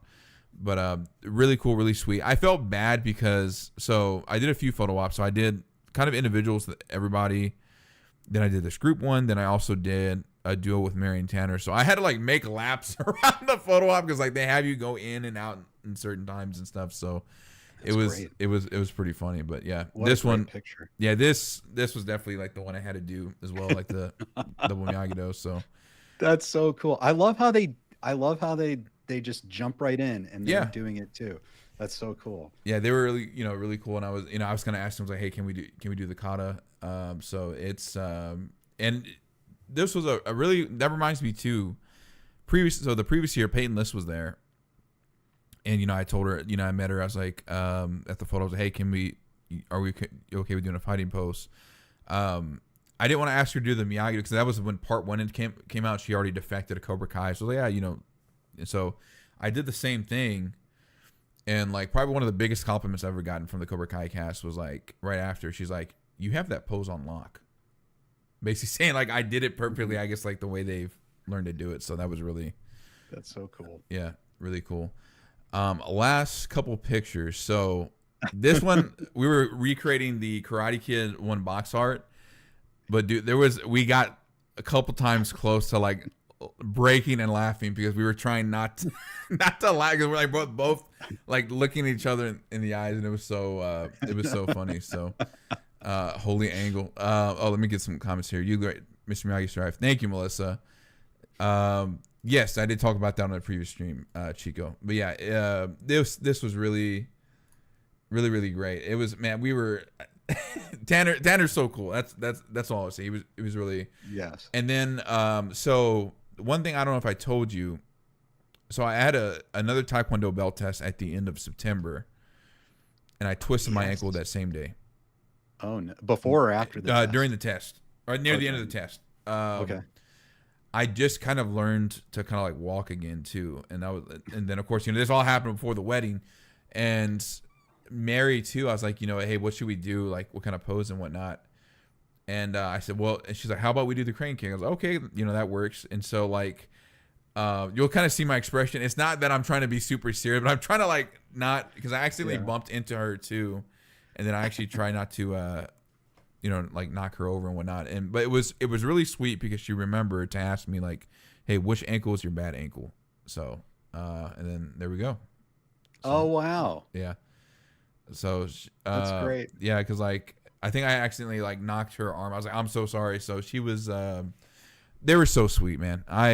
Tanner and Mary especially, and of course Dallas. Shout out to all of them. They were really, really sweet, and it was, it was a lot of fun. So that's fantastic. And I'm looking at all these amazing pictures, and all of these times you've cosplayed as Miyagi. I think it's fair to say you're probably the world's #1 Miyagi cosplayer. I think that is solidly your achievement for sure. Like maybe I don't know of anyone else who's done a Miyagi cosplay like so consistently and so well. Well, thank you.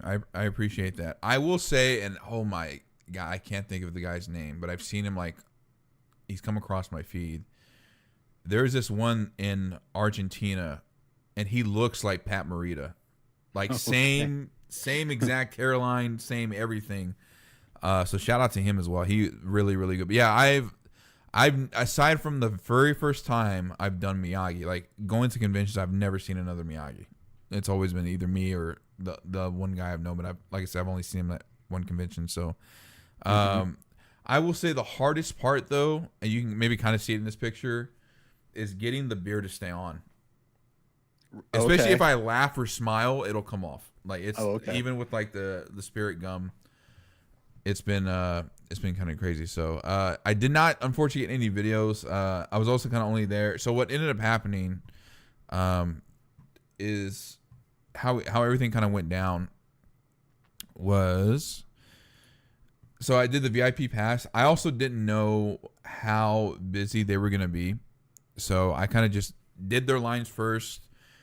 Luckily, I got to Martin, and Martin, I think, Martin and Mary were actually kind of tied for they all had like pretty busy lines, but they were kind of tied for the I would say busiest lines. Mm-hmm. And thankfully I hit all of them before the photo ops, because the photo ops were at a certain time, and then like you do it and you're done. So thankfully I hit them all at the same time. I kind of got everything done in 2 hours, so like it was really beneficial for the VIP pass. Melissa says, you and Mary look good doing the cranky. Thank you. Like father, like daughter, like grandfather, like granddaughter. Yeah. So yeah, if you guys have questions about the convention, I'll definitely probably just clip some of these and put them as reels and whatnot. So, but well, here's a question, Ken. Who is somebody that you haven't like really got to interact with, and who you would go to meet at a con? Cobra Kai. We could do Cobra Kai and non-Cobra Kai too. Okay. Let's see. That's a really good question, because I think I had a name in mind just even a few days ago. Someone I'd really love to meet. Um, I think it'd be cool to meet Tamlin Tomita. I have not met her. I think it would be for Cobra Kai. I think it'd be cool to meet Martin Cove. I haven't met him. I've just he's been in the same room as as me, but I've never met him. That would be cool. He's definitely, if you're talking about all-time movie villains, he's up there, and who else would be great? Um, I to continue the Karate Kid 3, I think I'd love to meet Robin Lively, Oh yeah, yeah. as Jessica. I've seen her, but have not met her. Okay, what's funny is I'm pretty sure she was at a convention in Texas recently. So the person that represents a lot of the Cobra Kai cast for conventions, he did help run Houston Celebrity Comic Con, and she was there with, I think, who else was there? Shola was there, Martin was there, Sean Kanan was there, Joe Seo, who plays Kyler, was there, Hannah Keppel, and then Paul Walter Hauser. They were all there. Excuse me. So she does do conventions, so it's very likely you could probably meet her at some point. Yeah, I definitely would love to meet Tamlin. I would love if she did conventions as well. I mean, easily. Even if her character was kind of briefly, and I'm still Team Chosen and Kumiko, not Team Chosen and Kim Da-eun personally. So, Yeah, I was, that's the other thing too, is we haven't had the chance to really talk about everything, like as far as how it wrapped up. And yeah, that's one thing I was curious to know your thoughts on yeah. all that. Well, here's the thing. While we're on the subjects, I'm sure the channel would love to hear it too. What were some of your highlights of season 6, part 3? Oh geez. I think part 3, episode 1, I love the Terry Silver scenes. Like a highlight for me was that scene, that test driving scene with Johnny and Terry Silver. Oh yeah, Amazing. Love yeah. that. And I sent a message to Joe Pirelli, who wrote and directed that episode, and I was like, this is amazing, Terry Silver. I I really love, man, it's hard to talk about season 6 and not just talk about the finale, because Right. I just thought that was an amazing last episode.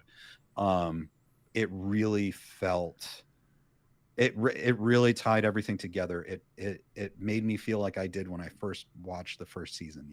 It was I just thought an amazing episode, and I'm remembering my experiences of it. I haven't had a chance to go back and rewatch it, so it's not like fresh in my Sure. mind. But Yeah.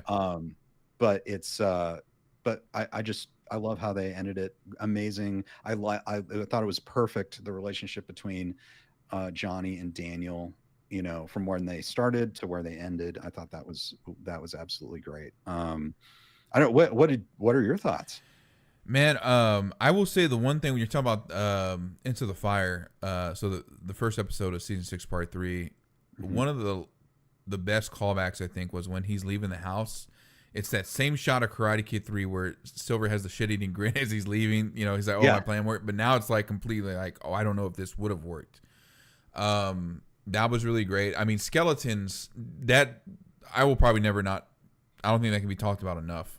The fact that like, both Daniel and Johnny found peace with their mentors, whether it be a Mhm. dream or in real life. Yeah, the way the finale wrapped up was pretty good too. And I think, and this is something I've kind of alluded to in previous videos. I think maybe for them not to combine dojos was the best way to go about it, because it's not that Johnny was right and Daniel was wrong, or Daniel was right and Johnny was wrong. It was that, as Miyagi said, different but same. There was things that they both could learn to be.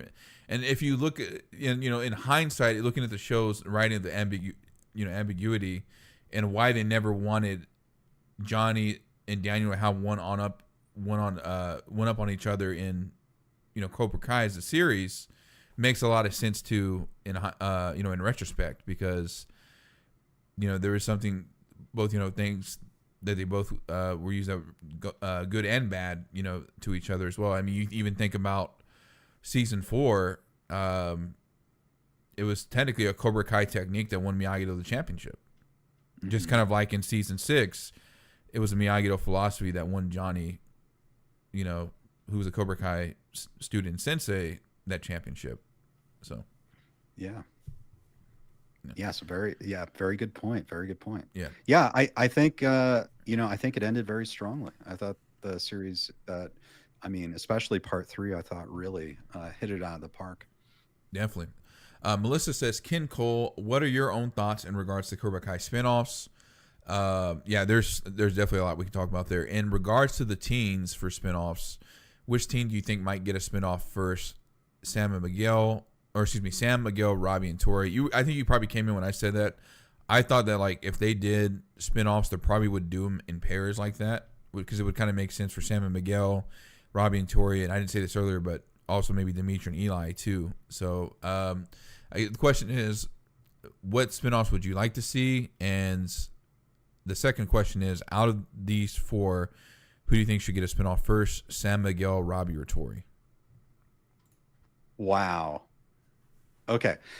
So of course, I'd always love to see Terry Silver spinoff. I don't know if that would happen, to be honest, but I think, and people talk about the young Miyagi idea. I think that would be fascinating, although potentially risky, because it would be a completely different type of show than Cobra Kai. It'd be historical, Miyagi's, it would be different, and it would be very, I don't know, you really have to, the actor that you cast as Miyagi has to be perfect, and so I would be, if they figured out a way to do that, I'd be very curious to see that, because I think there'd be interesting story there. I think, as far as like which character would get a spinoff, I mean, they're all so talented. I would think that, like, from a bankability standpoint, Miguel Sholo Right. would be a natural person to headline a series. But that also, I have to say, I don't know if you could bring back Miguel and not bring back everyone else. It's sort of like, I'm jumping franchises here, but it's like when they did Picard, that series Picard, based on Star Trek: The Next Generation, and they tried to do this thing where Patrick Stewart as Picard in the first 2 seasons, Right. it was kind of his show, and they kind of had a couple cameos from all these other famous characters, but eventually it's like, oh yes, by season 3 they're like, we have to bring everyone back because everyone's so legendary and famous. So I think if they do a new version or a spinoff of Cobra Kai with, say, the younger generation, I don't know how you could do it without having all of them involved. I think people would expect everyone to show up at a certain point. But I don't know. That's just my sense. That makes sense because, one of the things that a lot of people, I see a lot of people that are upset in the fandom about is how, with Hawk specifically, and my theory is that I think he was not supposed to be a breakout character like he was supposed to. And that's kind of why a lot of people are up in arms, especially like with, with how things happened for him in season 5 and season 6. Mm-hmm. It's kind of like, man, how do I compare this to something? This is going to sound like a weird analogy, but it's like if Family Matters brought in Urkel, their most popular character, and then they wrote him out of the show. Yeah. It's almost like, that's kind of how, like, there, a lot of people are like, oh, that's how they treated Hawk. So I think, Hawk would have to probably at least minimum be in there as well. To your point, but I'd also argue that Sholo and Tanner also have a really good chemistry too. They do. So, I mean, I don't even know if this would be possible. Obviously, it's, everyone coming back it would be kind of like just another season of Cobra Kai, but like uh kind of what you're talking about. It's sort of like what we did when this Cobra Kai series first started. We started speculating who's going to show up, Right. and I think that same thing would happen if you bring back a few of the characters from uh Cobra Kai and base a show off of them. I think there's going to be that tension. People are going to be expecting what's going on with Hawk, what's going on with everyone, Mhm. what's going on with Stingray, and maybe not everyone comes back, but I would think the core characters, they have such a strong relationship. I don't see how some of them could just go off and you don't hear from them again. You know what I mean? Yeah. I mean, yeah, I think that's also why a lot of people were kind of iffy with Karate Kid Legends because of, Ooh, yeah. you know, like I think it made sense that Johnny had to be the cameo because then it might have been like a little bit too much if they had tried to do anything else after that. So Hmm. yeah, I see your point. Um, but to go back to your comment about Young Miyagi, I don't know if this is like the right film to kind of translate the tone. But you seen that movie Catch Me If You Can? Yes. So obviously it's like now knowing what we know now, Frank Abagnale, Naley, I'm not sure how you pronounce his name. He kind of fabricated like a lot of that stuff, but it turned out to be a good story. Kind of like the same thing with Frank Dux and Bloodsport. I think if they somehow approached it like Catch Me If You Can, not necessarily it has to be like, but like I guess like the right mix of comedy and you kind of get what I'm trying to say, like where it's like there's Right. some like time passing as like the film progresses.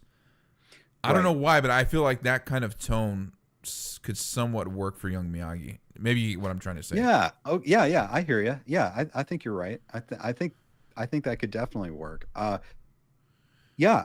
I mean, it would be very interesting. Like, we would know of some of the characters probably in that movie. Hmm.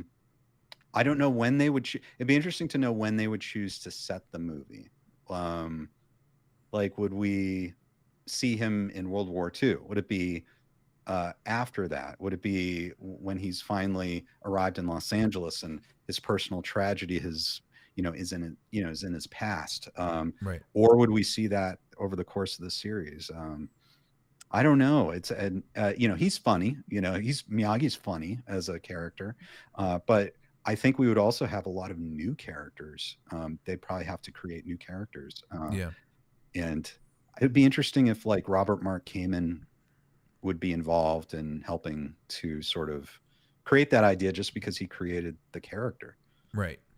And this was something Brian Takahashi, who played young Miyagi in season 6, episode 10, we talked about like they would have to also navigate like because now you're talking about like real world events and things kind of navigate them properly. So I definitely get that. But speaking of Robert Mark Kamen, how much do you know how much he would use to consult Cobra Kai like for certain seasons? That's a really good question. Because I don't. But I yeah. I don't know if he was like heavily involved, but I do think um he was consulted every season. I think. Okay. And I don't think he was like in the writers' room, but Right. I think John, Josh, and Hayden went to him and consulted with him, and he knew what was going on. Like I think he knew everything of what was going to happen with the series, and I think it sounds like they did send him, like I think he had access to. This is just a guess based on like Right. some interviews I've seen with him. Um, he had access to some of the footage, and maybe early cuts of the episodes and that kind of thing. So, yeah, it seems like he was, not like there, but he was consulted and involved. Right. Yeah, because it's funny because I think about that video he did with Cobra Kai Theory, and he's let slip that Silver was gonna be in Yeah. 4 and 5. Yeah. So Yep.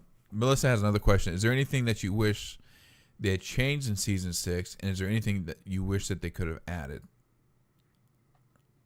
Hmm. Do you want to go first? Or you want me to go first? I would. This is kind of related to the young Miyagi thing. I think my main thing is we never found out why Sato was mad at Master Kim. That's kind of the one thing. Mhm. Anything changed? I mean, again, I see like all the hoops and stuff they would have to try to jump through, but I think the ultimate story would have been Robbie and Johnny winning the Sekai Taikai. Well, I'll elaborate on that here in a little bit, but I'm curious to hear what you think, or well, I mean, what you wish they would have changed, or if there's anything they would have added. Yeah, it's I don't know. Like I've heard a lot of people talk about season 6. I I'm wondering about the looking back on it, splitting into 3 parts. I thought the third part was very strong. Right. I I I'm wondering if they're if kind of like going back and looking at it, if there was a way to kind of condense the first 2 parts or streamline those a bit. Um, I I thought that I don't know if I was the biggest fan of the storyline of like Miyagi. Did he like commit a crime, and Daniel going kind of flying off the handle, and it seemed Yeah. like I and then the resolution of the I don't know. I felt like it was kind of it didn't. I think for me as a Karate Kid fan, the problem is if you have Miyagi fighting in the Sekai Taikai, is that it seems to completely contradict Miyagi in the first Karate Kid movie, where he was very clearly like, I've never done this tournament before. I fought for my Yeah. life, not for points. Like, I don't know. And he said, first time you, first time me. Right. And I think he would have been honest with Daniel if he had had any experience in a tournament. And so I felt like that was, I don't know. It was, it's Yeah. okay. Now, quick interjection. I will say you're Mhm. right, but what if Miyagi lied because Daniel's first thing was how about revenge, and that's why. Because remember, Right. he kind of like, okay, well, maybe I kind of toned down what I show him because, and this was something I think I'd brought up in a previous character analysis video.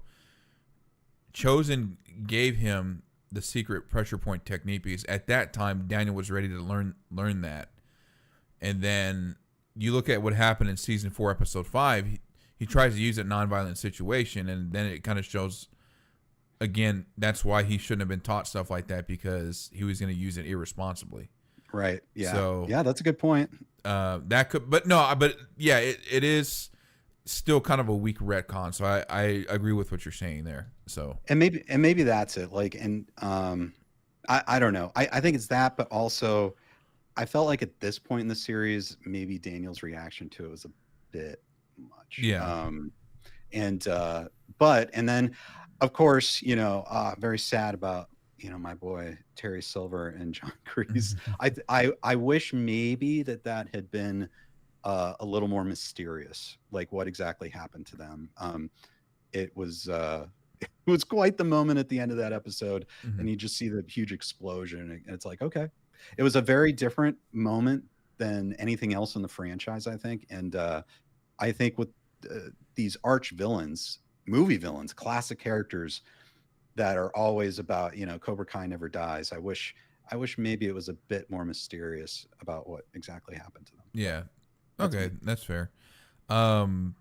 Before I get to my comment about Robbie and Johnny, Chico wants to ask, do you think Kenny was done dirty in season 6, part 1? Kenny's brown belt, if you remember that.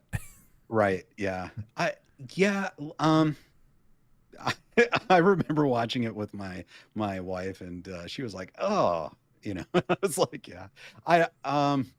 Yeah. I mean, maybe not to my taste necessarily, but Yeah. maybe some people found it funny. But but yeah, I felt like maybe it was a bit. I don't know. Yeah, maybe that's right. Did the character dirty a little bit? I don't know. Yeah. But yeah, it wasn't my favorite. Yeah. I don't know. What do you think? For me, I just thought it was, well, yes and no. I think it was fair game after what he did to Anthony, which, I mean, of course, we know Anthony started. I'm not saying that Right. Anthony's still not to blame, but it also seemed like such a weird change. for Devin to call out Tori for cheating and then start cheating.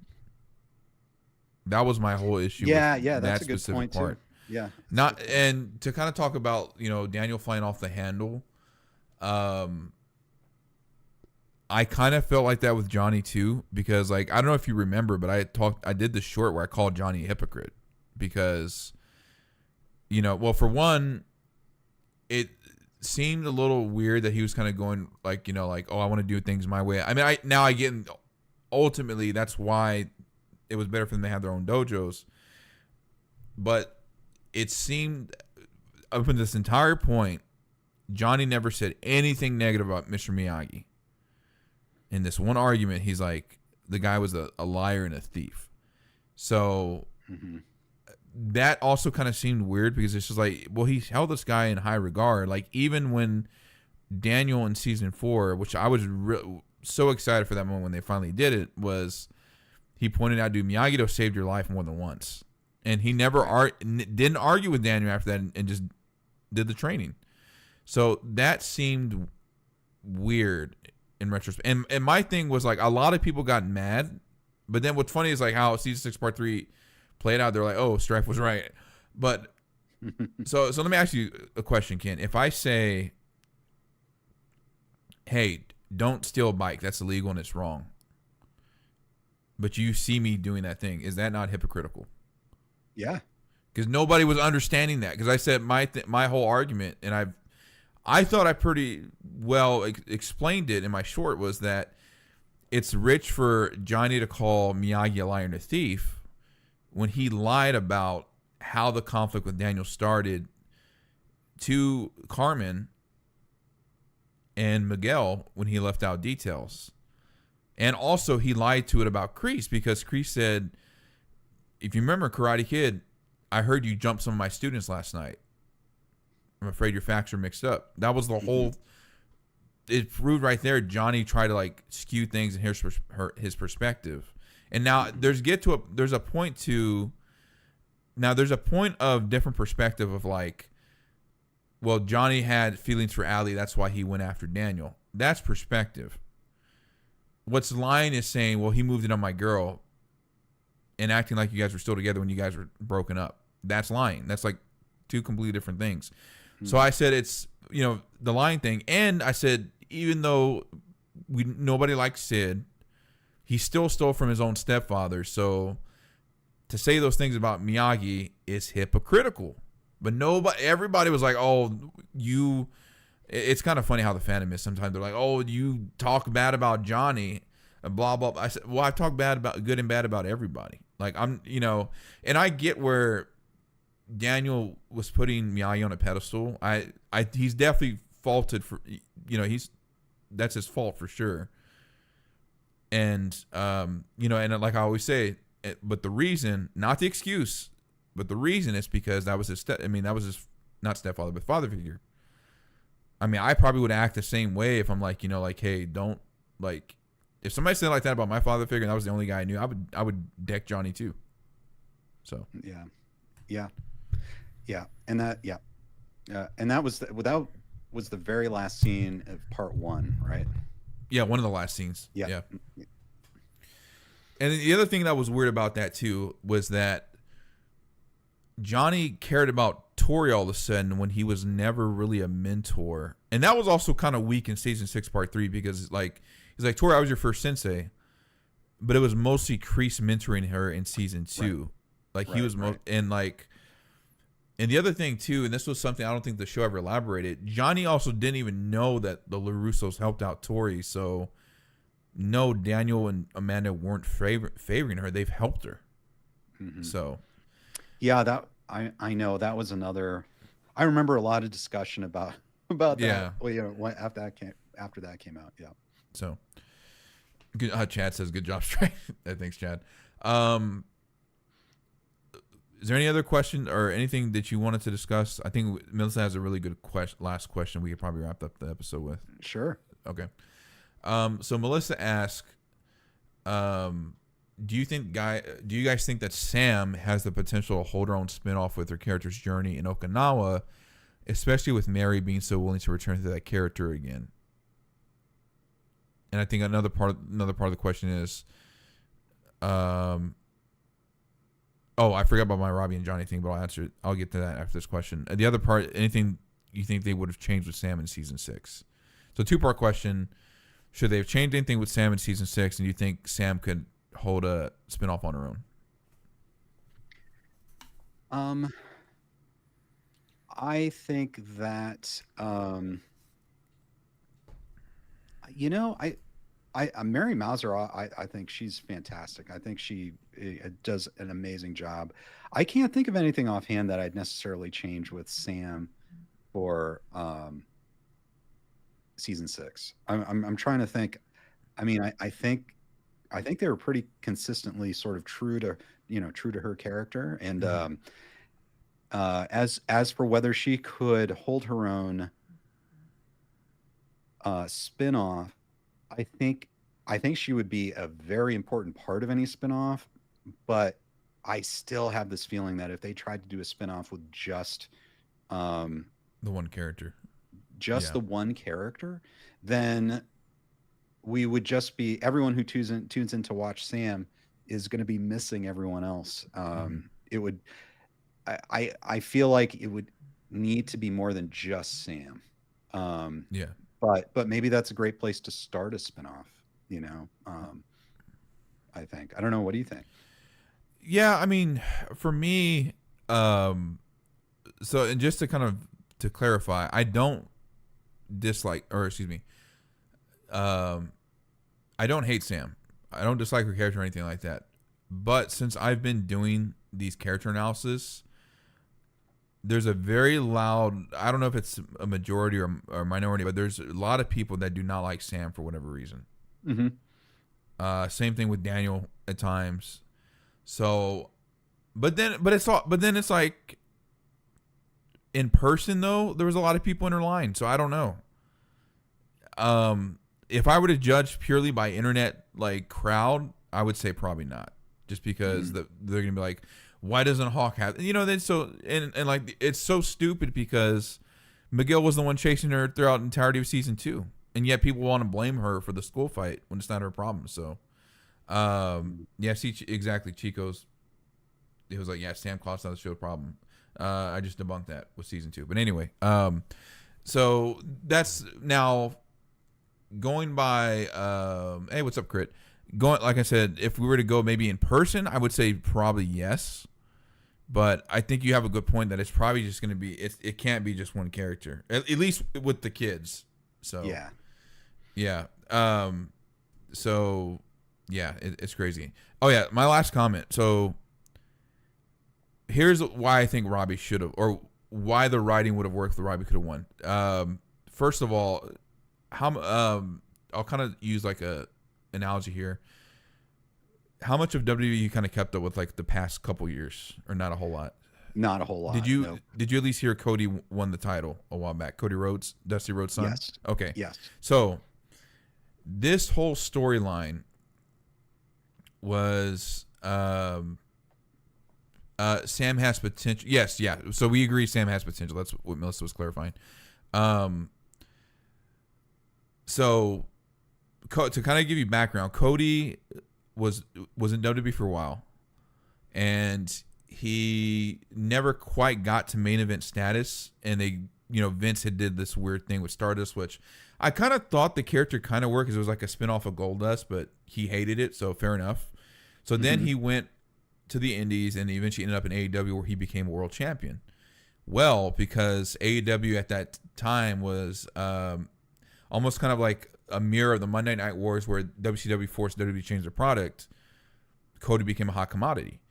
Cody came back in 2022, and in 2023 was being built up to beat Roman Reigns, which behind the scenes, when Dusty was running NXT, which is like kind of the brand that they brought up to with, it was like another brand that where they bring people up and they're kind of their developmental at a time. Roman was a student of Dusty. So there was more to that rivalry. So now Cody didn't win at WrestleMania in 2023, but then his entire journey was coming back to the title the following year, where he beat Brock Lesnar. He did all these things.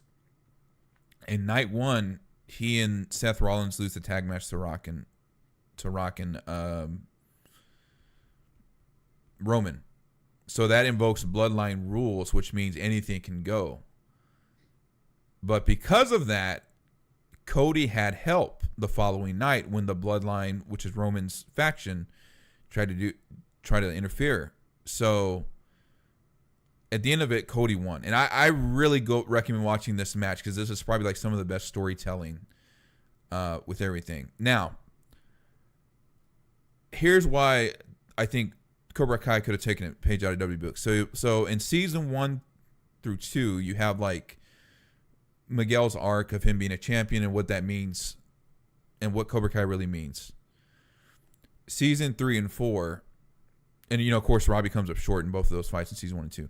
In season 3 and 4, Hulk goes from the top student of Cobra Kai to mending all the bad things he's done to probably the biggest thing he could have done to mend everything is win the championship from Miyagi-Do. Robbie again comes in second place. If he would have won the Sekai Tekai, he and his father would have done the one thing that they were really looking to do the whole show was make something of themselves. Robbie was always coming in second place in season 1, in season 2, in season 3 and 4. By becoming a mirror of his father in his prime, that would have opened up so many different things for him because, there's obviously a lot of comparisons where, Miguel and Robbie, they're both a mix of Johnny and Daniel, Miguel being more Daniel and Robbie being more Johnny. That would have been the ultimate Johnny comeback story because this kid that has been in juvie and has done all these bad things and made things right, him winning would have been such a bow tie on the entire story that's a great point. Of becoming a world champion and doing something his father never did. And let's say even they still kept his dad bringing back Cobra Kai, and then Robbie was still the champion too. Then both of them, father and son, would have been brought back Cobra Kai and brought it back the right way. Now, what's funny is that kind of like how Kreese gave Cobra Kai back to Johnny, it's almost like that bloodline rules idea where because Johnny Cobra Kai opened up all these cans of worms and he gave back to Kreese and Silver, then, back to Kreese again. Kreese did the right thing by giving it back to Johnny. Kind of like how, like, even though, and, it's like, Master, well, how can they do this? Well, they're Cobra Kai. It's like the bloodline rules thing. Like, they could have, if they would have done that, by the way, hire me, Big Three. If they would have done that, that would have probably been a much better ending because I think Miguel was a little too protected at times throughout the entirety of Cobra Kai. That's a fascinating point, and I agree with you. It's sort of like the natural thrust of the show is that we want to kind of root for Robbie. I mean, and it would have been like the perfect bookend to everything we saw in season 1. I love that point. Yeah. So, and I'll probably do a video on that at some point too. But that's what I think. So, Yeah. Oh yeah. One other thing too was that like last point when you were talking about like more mysterious. So did you heard about the deleted scene, right, where Kreese takes the magazine thing? So yes, which I don't know, like I think it'd be fun to take a look at that like last scene. I'm guessing they deleted that because the explosion just looked so conclusive that maybe I don't know, but I like the idea of a scene like that. I do, for sure. So. But hey, man, this was fantastic. Thanks for joining, Ken. I'll definitely have to get you back on too. I'm definitely try to have Peter come on at some point. Before you go, anything you want to plug? We're going to follow you on social media. Let's see. I am not okay. You can follow me on social media. I have been inactive.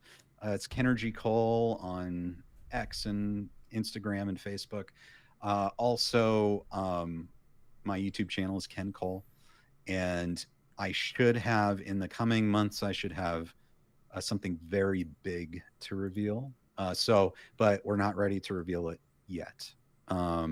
This is kind of since Stryfe, since you're the first live stream that's invited me on, I'll let you know. And since all of you are Cobra Kai fans, that this project that I will be announcing is a feature film, and the score will be by Leo Bierenberg. Oh, hell yeah, that's awesome.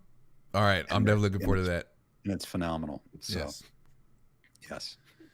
Dude, that's sick. Yeah, I'm also okay. Well, then that means I'm definitely going to have you back on in the future, because I've also wanted to have them back on too. We had like such good time geeking out, but this is even better too. So, yep. Yeah, oh yeah. That's really cool. We'll definitely have to. If you want me to clip this too for your channel, let me know. So I'll definitely send this. Send to you. So that's just a little tidbit for you guys. Yes, but that's awesome. We'll have a lot more information coming in the near future. Yes, for sure, dude. So you guys heard it here first. Ken's upcoming feature film is being scored by Leo Bierenberg and Zach Robinson, who composed the Cobra Kai soundtrack. So they always do phenomenal work. And the fact that they use so many like video game inspiration, like composer inspirations too, is excellent. So yes, and along with them too, their entire team, which is absolutely fantastic, from all the instrumentalists, the same orchestra, and also Andrei Sloxy, the music editor for Cobra Kai, also is the music editor, and then Michelle Johnson's the music supervisor for Cobra Kai, and she was also our music supervisor. So really, that entire creative team is going to be doing this feature film, and I'm just so excited. I can't believe I have to wait to show people, but it'll be worth it. Awesome. But then after that, we're doing Cobra Cole 2, right? I so want to do Cobra Cole 2. That's why I need Terry Silver to somehow be alive. Yes. But no, man, Cobra Cole 2 would be amazing. I love Tom Cole. Holy crap. Yeah. That's one thing. Oh, I'll add that. Sure. I understand it was a very crowded season 6, but I would have loved to have seen Tom Cole on. Oh yeah, for sure. Yeah. Well, also too, you could argue that Cobra Cole takes place in its own universe, like the Cobra Kai movie does with Balin Levine. So yeah, you're right. So, that's true. I'll run with that. Yeah. But yeah, guys, we have it here in the chat. YouTube.com/Ken Cole and Instagram.com Kendra Cole. Sorry, I didn't mean to interrupt you. What were you saying? Oh, I was just going to thank you, Stryfe, for having me on. It's been great talking to you. Of course. I missed you, and I missed all you guys out there watching. Yeah, definitely. Hopefully we don't have to. Hopefully much sooner again than last time, which was like a 6 month, almost like a 6 month gap. Yeah. So yeah, for sure. But yeah, hey Ken, thanks again, man. Have a great night, and I will catch up with you. Actually, hold on. Real quick, after I wrap up stream, are you okay to talk after stream? Yeah. Okay. Cool. All right, guys. That was Ken Cole. I appreciate everybody that tuned in. Let me put on some outro music real quick.